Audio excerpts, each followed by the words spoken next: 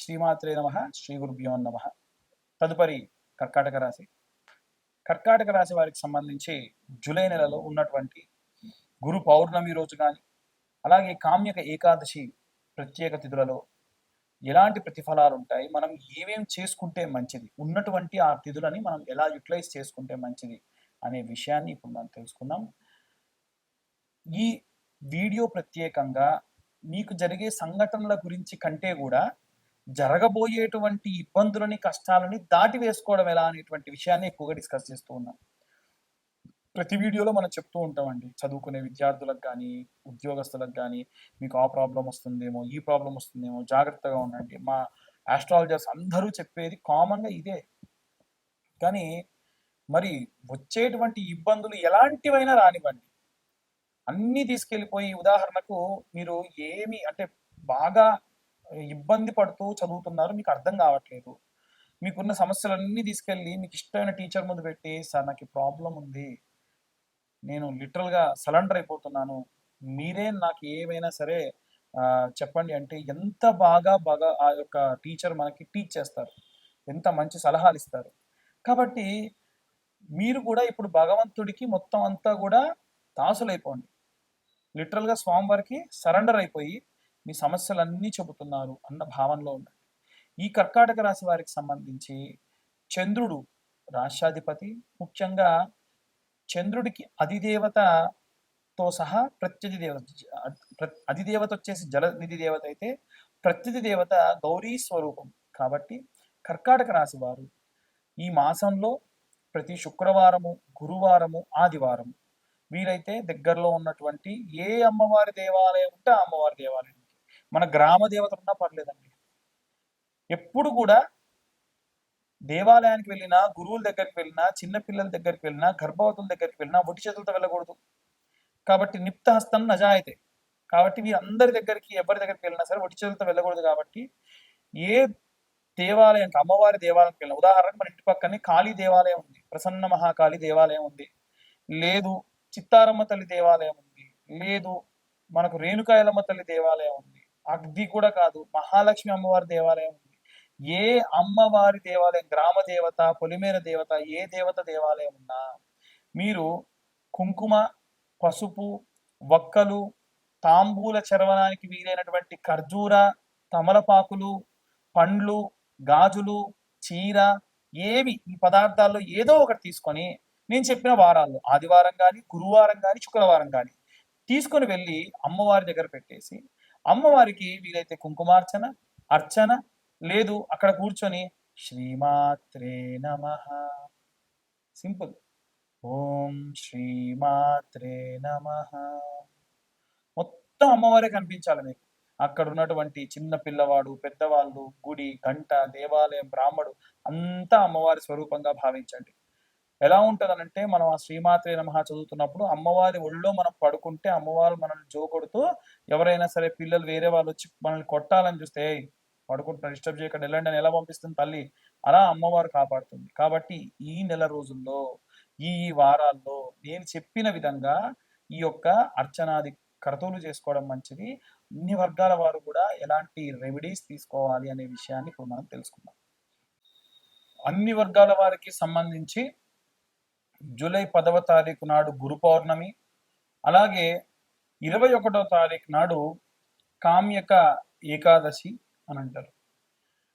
మనకున్నటువంటి ఎన్నో రకాలైనటువంటి కామ్యకమైనటువంటి కోరికలు, కామ్యము అంటే కోరికలు, ఏకాదశి నాటి వరకు అంటే ఈ యొక్క జూలై 21వ తేదీ వరకు మనం ఏదైనా దీక్ష పూని అది పూర్తవడం కానీ లేదా కంటిన్యూ అవ్వడం కానీ ఇలాంటివి చేయడం మంచిది.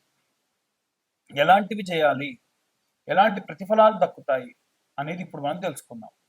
అయితే గురు పౌర్ణమి నాడు వీలైతే గురు చరిత్ర పారాయణం కానీ లేదా హనుమత్ చాలీసా పారాయణం కానీ దగ్గరలో ఉన్న అర్చక స్వాముల ద్వారా చేయించుకోండి. లేదు సామూహికంగా ఎవరైనా చేయించుకోదలుచుకుంటే కింద ఉన్న నెంబర్ కాంటాక్ట్ చేయండి. మేమే జూలై మాసంలో ప్రత్యేకంగా రామాలయంలో ఈ యొక్క హనుమత్ చాలీసా పారాయణాన్ని చేయడం జరుగుతుంది. ఇదొకటి. ఇది జూలై 1వ తారీఖు నుండి 21వ తారీఖు వరకు వీలైనంత వరకు మన యొక్క సబ్స్క్రైబర్స్ ఎవరైతే ఉన్నారో అందరూ కూడా ఇప్పుడు నేను చెప్పేటువంటి విధముగా ఈ యొక్క రెమెడీని పాటించండి. దగ్గరలో ఉన్నటువంటి ఆంజనేయ స్వామి దేవాలయానికి ఉదయాన్నే లేవగానే ఈ 21 రోజుల పాటు మీ నియమాలు ఏంటంటే బ్రహ్మచర్యం పాటించాలి. పొద్దున్నే లేవగానే దేవాలయానికి వెళ్ళి ప్రదక్షిణ చేసి వచ్చేంత వరకు కూడా ఎవరితో మాట్లాడకూడదు. అంటే మీ ప్రదక్షిణాలు పూర్తయ్యేంత వరకు ఎవరితో మాట్లాడకూడదు. రెండవది, మూడవ నియమం ఏంటంటే 2 దుస్తులు పెట్టుకోండి. ఒక ప్యాంట్ షర్ట్, ఆడవాళ్ళైతే వాళ్ళకి తగ్గటువంటి దుస్తులు కాస్త లైట్ కలర్ లో ప్రెజెన్స్ గా ఉండేటువంటి బట్టలు పెట్టుకోండి. ఆ 2 జతల బట్టలు మాత్రమే మీరు దేవాలయానికి వెళ్ళేటప్పుడు వాడాలి. 3. నాలుగవది ఏంటంటే కాళ్ళకు చెప్పులు వేసుకోకుండా దేవాలయానికి వెళ్ళి ప్రదక్షిణ పూర్తి చేసుకొని రావాలి. 4. కామ్యక ఏకాదశి రోజు వరకు పూర్తయ్యేటట్టుగా లేదా అప్పటి వరకల్లా మీరు ప్రారంభించి కనీసం ఒక 2 రోజులన్నా పూర్తయ్యేటట్టుగా చూసుకోండి.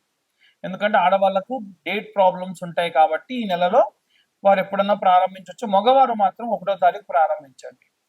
ఉదయాన్నే మీరు ఒక టైం అనుకోవాలి. ఉదాహరణకు మీరు మొదటి రోజున 6 గంటలకు ప్రారంభించారనుకోండి, ప్రతిరోజు 6 గంటలకు ఎట్టి పరిస్థితుల్లో ఉరుములురిమినా పిడుగుపడ్డ 6 గంటలకు ప్రారంభించాలి. కాబట్టి 7కో 7:30కో ఒక టైం పెట్టుకోండి. మంచి టైం పెట్టుకొని మీరు ప్రారంభించేసేయండి. ఎట్టి పరిస్థితుల్లో నిమిషం కూడా దాటకూడదు. నిమిషం ముందు కూడా చేయకూడదు. అయ్యో హడావిడిగా నాకు పని ఉంది, తొందరగా వెళ్ళాలి, నో వే. ఒక టైం పెట్టుకున్నారంటే ఆ టైంకే వెళ్ళాలి. ఈ 21 రోజులు బ్రహ్మచర్యం పాటించాలి. భార్యాభర్తలు కలవడం లాంటివి చేయదు. అయ్యో మేము పిల్లల కోసమే ఈ యొక్క వ్రతం చేస్తున్నామండి, మరి 21 రోజులు చేయకూడదు. భార్యాభర్తలు కలవకూడదు. ఒకటే పూట భోజనం తినాలి, 2 పూటలు అల్పాహారం సేవించాలి, నాన్ వెజ్ తినొద్దు, మందు తాగొద్దు. వీలైనంత వరకు మీకు పండగలు వస్తుండొచ్చు, ఎవరన్నా మీ ఫ్రెండ్స్ పార్టీకి పిలవచ్చు, ఇంకా ఎన్ని రకాలైనటువంటివైనా సరే చేయొచ్చు. కానీ ఎట్టి పరిస్థితుల్లో మీరు టెంప్ట్ అయిపోయి ఆ యొక్క మాంస భోజనం చేయడం కానీ, మందు తాగడం కానీ లాంటివి చేయకండి. కామ్యక సుఖాలకు వెళ్ళకండి. అల్లం వెల్లిపాయ ఉల్లిపాయ లాంటివి ఇంకా అరికట్టి మేము ఇంకా బ్రహ్మచర్యం పాటిస్తానంటే ఇంకా సంతోషం. మన కోరిక ఎంత బలమైంది అయితే మనమంత బలంగా చేయాలి. ఈ 21 రోజుల పాటు 21 ప్రదక్షిణాలు దగ్గరలో ఉన్న ఆంజనేయ స్వామి దేవాలయానికి నేను చెప్పిన విధంగా కాళ్ళకు చెప్పులు లేకుండా బ్రహ్మచర్యం పాటిస్తూ ఎవరితో మాట్లాడకుండా, లేవగానే ఎవరితో మాట్లాడకుండా మీరు ఈ యొక్క రెమెడీని ప్రారంభించి ప్రదక్షిణాలు అయిన తర్వాత ఎవరన్నా పలకరిస్తారు, మిమ్మల్ని డిస్టర్బ్ చేద్దామని చూస్తారు, మధ్యలో ఉన్న వెహికల్ వచ్చి మిమ్మల్ని తగిలి మిమ్మల్ని తిడతారు, అయినా సరే ఎవరితో మాట్లాడద్దు. భగవంతుడు ఎన్ని రకాల పరీక్షించాలో అన్ని రకాలుగా పరీక్షిస్తాడు. కాబట్టి ఎట్టి పరిస్థితులలో ఆ యొక్క 21 ప్రదక్షిణాలని ఆపకండి. 21 ప్రదక్షిణాలు పూర్తయిన 3 నెలల్లో మీ యొక్క కోరికలు తీరుతాయి. అదే కామ్యక ఏకాదశి వరకల్లా అది పూర్తయ్యేటట్టుగా చూసుకోండి. ఈ 21 రోజుల్లోనే ఎవరైనా పెళ్లి కాని ఆడపిల్లలుంటే వారి కోసం ప్రత్యేకంగా చెప్పేటువంటిది ఏంటంటే, మనకు ఆంజనేయ స్వామి గద పట్టుకొని వాలం ఇలా ఉంటుంది. వాలం అంటే తోక. ఆ తోక ఇలా ఉంటుంది కదా, దానికి ఒక గంట ఉంటుంది. ఆ ఫోటో తెచ్చి పెట్టుకోండి. ఒక మంగళవారం నాడు ప్రారంభించండి. ఈ జూలై నెలలో ప్రతి చోట కూడా సింధూరం కాస్తంత వెన్నెలో గాని లేకుంటే సంపెంగ నూనెలో గాని అలా కలిపి చెమేలి తైలు అంటారు, కలిపి అలా తీసి పెట్టండి. ఇలా 21 రోజుల పాటు రోజు ఒకసారి బొట్టు పెట్టాలి, ఒకసారి హనుమాన్ చాలీసా చదవాలి. అంతే, ఏమీ లేదు. అయిపోయిన తర్వాతకి స్వామివారికి మీ ఇష్టమైనటువంటి సేవ చేసుకోండి. వస్త్రాలు ఇవ్వగలిగితే వస్త్రాలు, ఆకు పూజ, వడమాల, లేకుంటే రోటుమాల, సింధూరార్చన, అభిషేకం, అది కూడా మన్య సూక్తంతో అభిషేకం, ఏవి కుదిరితే అవి చేయండి. ఇలా మీరు ఈ యొక్క కామ్యక ఏకాదశి ఉన్నటువంటి రోజులలో గనక ఈ రకమైనటువంటి దీక్షలు చేసి ఈ రకమైనటువంటి రెమెడీస్ పాటించడం వలన శీఘ్రంగా మీరు అనుకున్న పనులన్నీ కూడా పూర్తవుతాయి. మీకు ఉన్నటువంటి బలమైనటువంటి వాంఛలు, కోరికలన్నీ కూడా తీరుతాయి.